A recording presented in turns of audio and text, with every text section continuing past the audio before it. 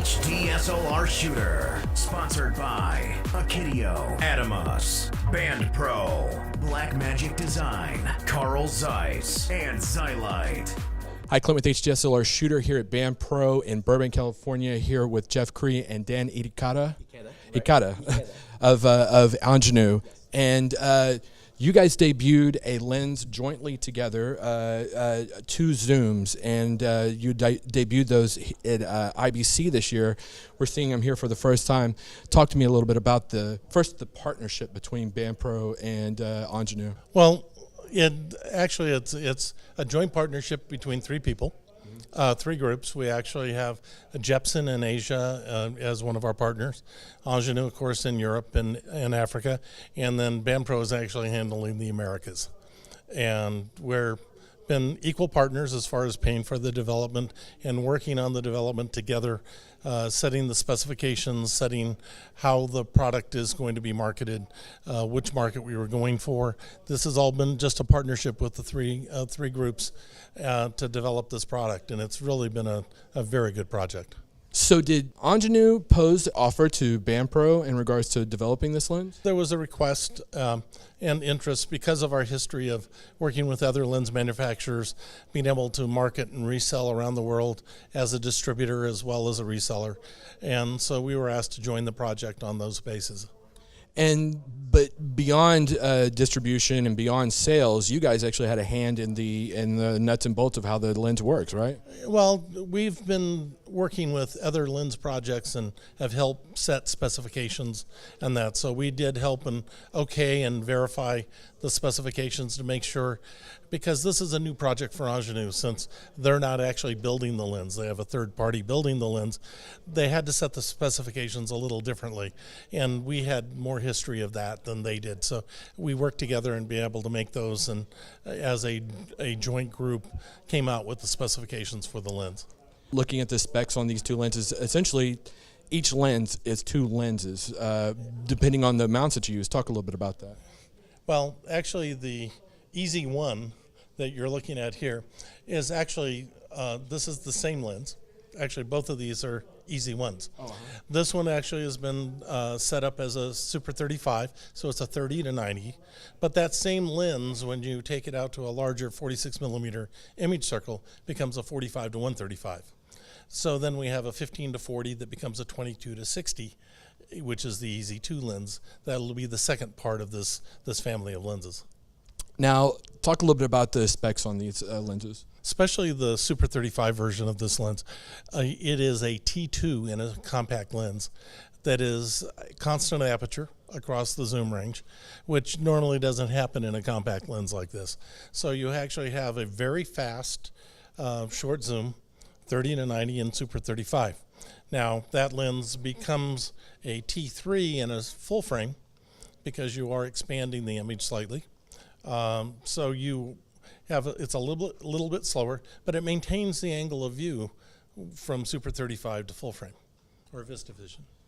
Now, these lenses also have variable mounts for them as well, right? And you don't require any tools to do it. That's pretty amazing. Yeah, that's one thing that's very unique with these lenses. Currently, we have three mounts. It comes standard as PL, and we have E and EF mounts, and it requires no tools whatsoever to make the change. It just screws on and off, right? Just screws on and off. It's all indexed. It's all keyed so that you can't make a mistake putting it on. Dan, can you talk a little bit about the lens elements themselves? This is a very warm glass, I guess you would say, right? Right. We're trying to keep the same characteristics as our other Optimo series, so it has the same genetics. So in terms of the design, it was designed by our French team. The manufacturing is done, as Jeff said, it's in Japan, but the same makeup, genetic makeup, or the design is definitely Angenieux DNA. So that's what we're really proud of, and we're very excited to have this partnership to make this come alive. So, what are we talking about availability wise? Well, the Easy One will be available probably early March timeframe next year, and the Easy 2, the wide version of the lens, will become available in June. And price point? We're looking in the U.S. market Actually, it's harmonized pricing around the world, but in dollars, we're looking at $13,500 for each of the lenses in the pack, which includes both image circle sizes. And the screw-on mount for those, how much are those per? Those are $600 a piece. And I mean, again, no tools, so this is something you can do on set if you wanted to. That's correct. And even changing the image circle is so simple, it takes 6 to 8 minutes to do with 2 simple tools. Now, one of the things that I found was pretty amazing is how incredibly light these lenses are. How light are they? It's 4.7 at the T2, and then 4.5, I believe, at VistaVision. It's lighter in VistaVision. Yeah. Yeah, the reason for that is when this lens is designed to sort of hit the mid-range, the front of the lens. Then you have the adapter in the back. This one actually uses a speed booster, which actually takes the 40 millimeter image circle and compresses it down to 30 millimeter. And that gives you the speed boost. So that's where you get the T2 response out of it in Super 35. This one, because it's an expander, actually has less glass, so therefore a little less weight. And it's just expanding from 40 to 46 millimeter. For those that are doing more of a broadcast workflow or something like that, is there a servo controller for it?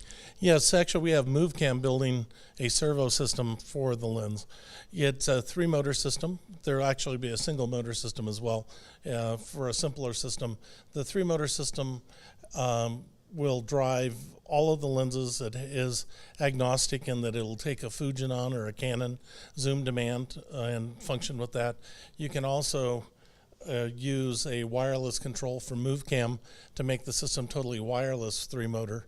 But it also has a simple 20-pin interface on the bottom that we use for C-Motion, for Preston interfaces. So you can use the motors within the servo control and use the other system on it. So it's very agnostic and very versatile. So for fans of Angenieux that are looking for a cinema lens, this is perfect. It's going to have all of the characteristics of an Angenieux lens, but I think anybody that's looking for a solution for a Cine Zoom should check these out. If people are wanting to have a look at these guys, where can they do that? Actually, at BandPro. We are doing various shows around the country with it as well, but most of the time we'll have lenses here at our facility in Burbank that they can arrange and be able to take a look at. Excellent. And people want to find out more about the Angenieux Zooms, or they want to find out more about BandPro. What is the website? It's www.bandpro.com. Thanks a lot. HDSLR Shooter, sponsored by Akidio, Adamus, BandPro, Blackmagic Design, Carl Zeiss, and Xylite.